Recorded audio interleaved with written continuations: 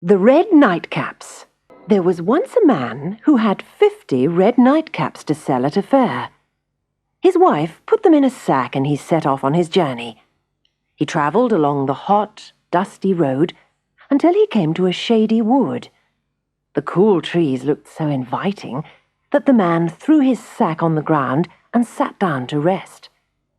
Then, feeling very sleepy, he took one of the red nightcaps out of the sack, put it on his head, leaned back against a tree, and fell fast asleep.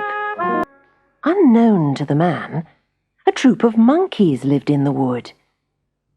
After a while, a big old monkey crept down a tree and towards the sleeping man.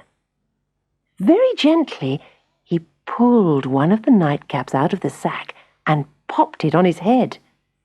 Then he ran back up to the top of the tree and sat there grinning. How monkeys love to copy people.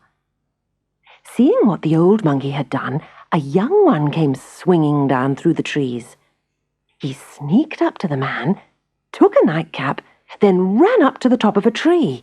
Then another monkey took a nightcap, then another, and another.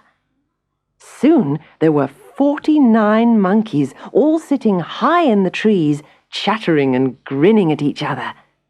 And on every head was a new, bright red nightcap. The monkeys made such a noise that the man woke up and saw the empty sack in front of him.